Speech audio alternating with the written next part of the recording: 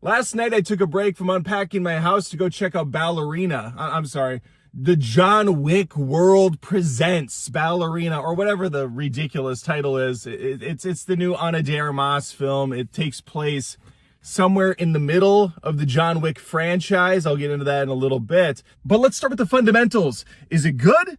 Should you go out and watch it? Or do you wait for this to inevitably crap out on streaming in a few weeks? I'm going to let you know right now.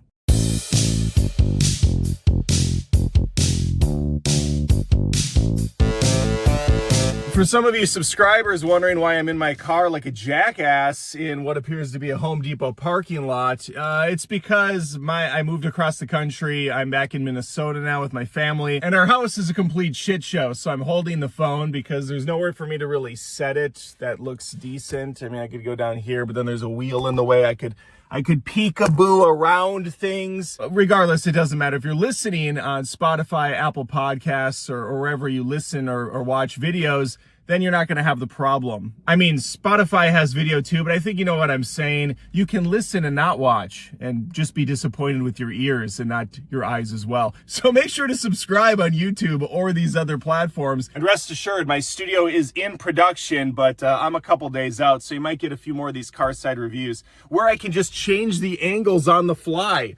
Yeah! What we have here is an R-rated flick resting on the shoulders of our little petite Ana De Armas. Can she hold this film on her own? Studio doesn't seem to think so. So they're going to wedge in John Wick wherever possible in the clunkiest way imaginable. This thing clearly went through some reshoots, but I want to get into my first impressions. I freaking enjoyed this movie quite a bit. If you're looking for some action, holy crap, there's action. And it's a different-ish action than John Wick. Yeah, you have your standard gun fu, the double, triple, quadruple taps to the face. I mean, some guys get shot like 35 times. It's a bit excessive. But on top of that, there's a really fun grenade combat scene where she finds a bunch of little Easter eggs, ting, pulls the pins, and boom, just takes out disposable henchmen after disposable henchmen. I mean, you could almost complain there's too much action, but you'd be a fool! No, it's just non-stop. It's awesome. You do have a decent intro to our new character, Eve. That's who Ana De Armas plays, the ballerina, I suppose you could say, because she's inevitably going to get picked up by that underground society that also trained John Wick. The boys get one type of training, the gals get another. And for them, it's the motherly side. They go out on missions where they typically have to go save someone, a young woman in need. They do escort missions like you do in a James Bond video game. There's a montage early on that I freaking ate up. Yum, yum, yum, yum, yum. There's a lot of shit I ate up in this movie. It's just front to back a really fun time. I found myself giggling like a schoolgirl. I found myself clapping to myself internally saying, I liked that. I liked that part. And as for Ana De Armas holding her own, she does. You know, she's not John Wick. She has a bit of innocence to her. I think they play into the puppy dog eyes a little too much in the film. I would have liked her to be a little bit more cold and calculated, especially when she's freaking good at what she does. And Ana De Armas is holding her own in these action scenes. Now, unfortunately for me, there wasn't a lot of Black Widow-esque serpentining around people's necks, spinning around the bodies sort of a thing. There's a little, but no, it kind of goes against that whole idea of the tiny little woman having to spin around guys and flip them, but instead does it the John Wick way, which is to fight dirty, fight like a girl, as they say. So there's a lot of nut shots. There's a lot of unconventional means used to kill bad guys. And I dug it all. I really did. This was a fun-ass movie. It moved really quick. Like I said, they get really creative with the kills, not just with the grenades, but also later on in the film, you get that flamethrower gun thing. That part was insane, mainly because I don't know how the stunt guys did it. I'm sure there's a good amount of CG going on, but holy crap, it's not just that one shot you see in the trailers where she's using the fire hose. No, this goes on for a while. A lot of guys get burned. But you know who won't? The audience. Probably shouldn't have zoomed that close in. I'm looking pretty ragged these days. Again, moving across the country. It's not cheap, believe it or not. And I thought we got rid of a lot of our stuff, but no, there was a lot. Anyway, I will talk about that in a live stream later on the channel. I'm gonna relive the glory days that were last week and just the nightmare that continues to fuel my life. self-inflicted wounds at the end of the day. Now let's get into the Wick of it all. I love Keanu. I do. I love John Wick. Didn't need to be in this movie. Probably should not have been in this movie outside of a little cameo. I'm going to get tiny spoilers. Not really, but just enough. You might get scared away. But again, I recommend this movie. It's great. I had a blast. It's not my favorite. John Wick 1 will always be my favorite John Wick film, but this is high up there. I'd say this is right after Parabellum, which is my second favorite. So this would be third, and then I would say John Wick 4, and then 2. Two's not my favorite of the franchise, but again, the story of John Wick was one and done, and then they just milked it out for 4 more based on just how cool the character is and the crazy action, and I'm fine with it. But as far as like a quality movie and story and characters, the first one easily wins. This film takes place during John Wick Chapter 3, Parabellum. Short, of course, for Parabellum. And they have a fun little shot. I keep switching arms because it's actually like, I'm so weak from moving boxes. It's heavy to hold the phone. Holding the phone is heavy. Anyway, this takes place in Parabellum. There's the scene where he goes back to whatever that, Ballerina place is. I just can't look it up right now, and I don't remember. I apologize. I know that this is really going to be detrimental to my overall thoughts on the film. Oh, this guy doesn't know he's a fan. He doesn't know the name of the society. She's there, and you can see Wick going in, and he's trying to get, his key to his passageway out so he can go to the high table or whatever bullshit he's doing in the Sahara Desert. And she talks to him in the hallway during his little, she's on her quest. He's on a side quest in the movie. And she chats with him, and she says, "How do I start doing what you do?" And he looks at her and goes, "It looks like you already are." Keanu Reeves is becoming more and more like Alan Rickman with each movie, and I love the frick out Alan Rickman. Pour one out. If I had something to pour one out with, I would. But he's very slow to get to the point. And it works for Rickman. Less so for Keanu here. It's coming off almost parody at times, especially later when he shows up again. Just every word takes a while to get through. If you saw the trailers, which give away a majority of this film, you're going to know that later Wick is hired to go after Eve. How? If this is taking place somewhere in between Parabellum and the fourth John Wick, by the way, it annoys the crap out of me that only one of them has a subtitle. I'm a stickler for consistency. You can't go John Wick Chapter 2, John Wick Chapter 3, Parabellum, and then back to John Wick Chapter 4. What are we even doing anymore? But he's going to get the call put in to go after her, and all I'm thinking during this is, when did he have this time?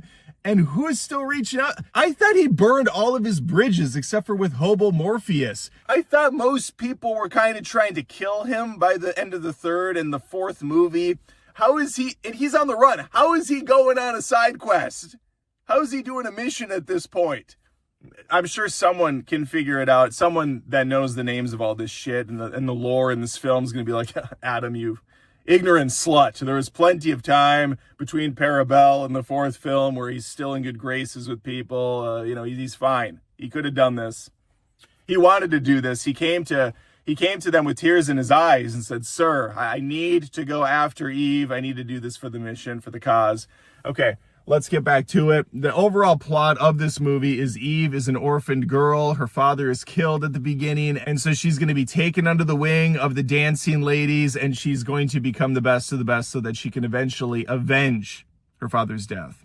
Simple, straightforward, no dog involved, but you do have an old dog named Keanu. Yeah, you have John Wick in this. Let's head over here for a second. Some fan favorites return. We have a nice roster now with 4 Wick movies. It was nice to see some of them again. Some of the crew is back. One I was pleasantly surprised, wasn't expecting. It was a nice little moment. Music. That's another thing where I was pleasantly impressed. The Wick movies always have music that pops off, but this one had some fire behind it. I felt like they were really trying to go a little bit nuts with some of the synths and stuff. It was fun. It was lively. This movie had some energy to it. The action scenes were playful. They were insane. The kills were crazy. We're having fun here. It's Looney Tunes levels of action at times. There's not one believable moment in this film. I don't give a shit that there's no way that this woman would kill these people. Who cares? All right, she made me believe, and I was in it to win it. And now I'm just saying things. Now, the purging of brain cells can only go so far with these action scenes. Eventually, you have to have some plausibility. I always get annoyed, and this one does it really badly, when henchmen run into a room with their guns pointed at a person and don't fire. There's a scene where she gets a katana at one point. It's just lying around, as katanas do. And she kills 5 or 6 guys that are just running at her like a wave in Gears of War or something. That's a timely reference. And none of them shoot their fucking guns. They all have guns. And they're like, all right, here's what we're going to do. We're going to bust into this place, come in guns not blazing. I want you all to just run at her and intimidate her. But sir, the guns, we could use them from a distance. We have an advantage. She has a sword. Who is this asshole? Is this Franklin? This the new guy I've been hearing about? Hey, you want to see how this gun works, dipshit? There, that's how we do it. Up close with the gun. So we know that it works. All right? We only have like 400 rounds in these machine guns. Make them count. Get up close. What else is there to say outside of I went into this film expecting very little. There was that whole fiasco with Lionsgate having 2 different embargoes. The first one, an embargo is when you can start talking about the movie as a critic. The first one was lifted a week earlier if you had positive things to say.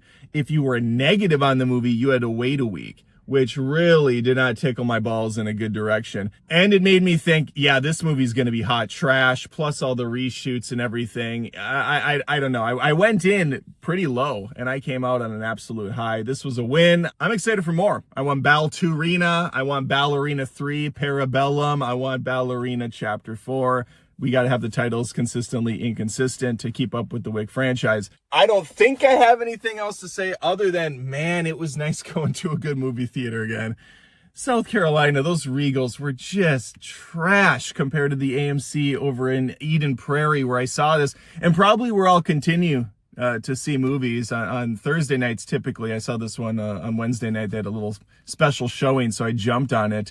Now, I guess with that being said, I'll leave it there. Check out Ballerina in the theaters. It's a good time. Lots of awesome explosions, lots of gun fu, and a whole lot of Ana De Armas looking like a snack, looking like a little treat. All right, that's all I have for you. Please think of subscribing on YouTube, Spotify, Apple Podcasts. There's other places, but those are the ones I'm pushing. Like the video. Comment below your thoughts on Ballerina. Again, I'm sorry that I'm not up and running yet. It's been a little while. It's been a hot minute, but the move has been miserable. I got to set up a new studio. So we're on the run. We're doing it raw. We're doing it a little bit more organic. And we're doing it for you. I don't know why I say we're. It's just me. I'm just a sad, miserable, lonely man.